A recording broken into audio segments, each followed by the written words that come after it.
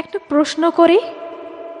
আচ্ছা, স্ত্রী মারা গেলে সন্তানের যত্ন নিতে লাগে দাদি, নানি, ফুপু, খালা, আরও কতজন। কিন্তু স্বামী মারা গেলে তখন বলা হয়, তুই তো মা, তুই একাই পারবি। কেন? মা হলেই সব পারতে হবে? কেন বাবার জায়গাটা কখনো একা মা নিতে পারে? অথচ মায়ের জায়গা পূরণ করতে লাগে গোটা একটা সমাজ। সমাজ যখন দেখে একজন স্ত্রী মারা গেছে, তখন সবার মুখে একটা কথা, বাচ্চারা তো ছোট, কে দেখবে? তখন সবাই মিলে ছুটে আসে, দাদি, নানি, ফুপু, খালা। কারণ তারা জানে একজন পুরুষ যতই শক্ত হোক না কেন, সে সন্তানের যত্ন নিতে পারবে না একা। তবুও স্বামী মারা গেলে যখন একটা মা একাই সন্তান মানুষ করতে থাকেন, তখন কেউ জিজ্ঞেস করে না তুমি কেমন আছো। মা হওয়া মানে কি সব কিছু একাই করে যাওয়া?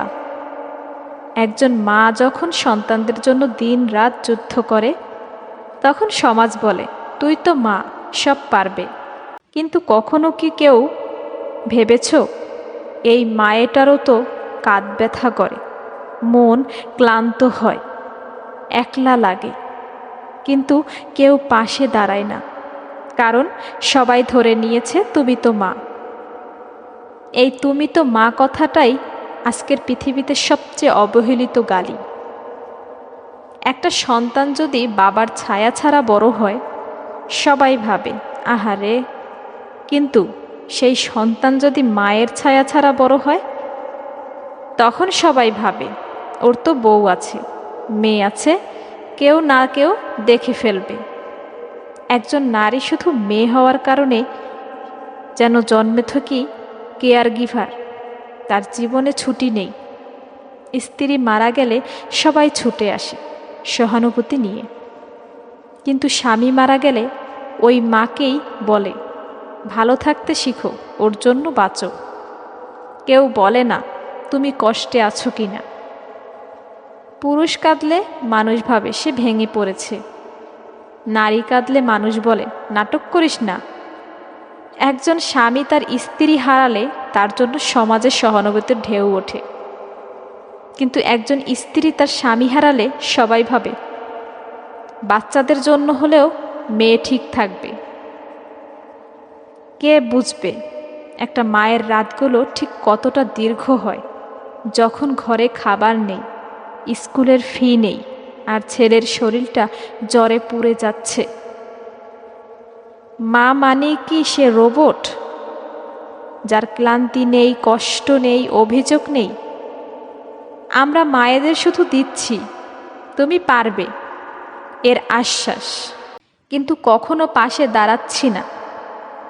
একটা বাবা সন্তানকে একা মানুষ করতে পারে না, এই কথা সহজে মেনে নেই, কিন্তু মা পারবেই। এই ভুল ধারণায় আমরা শত শত নারীকে জ্বালিয়ে পুড়িয়ে ফেলছি। একটা অনুরোধ, যখন কোনো মা তার সন্তানদের একা মানুষ করছে, তার পাশে দাঁড়ান, ভালোবাসা দিন, সহানুভূতি দিন।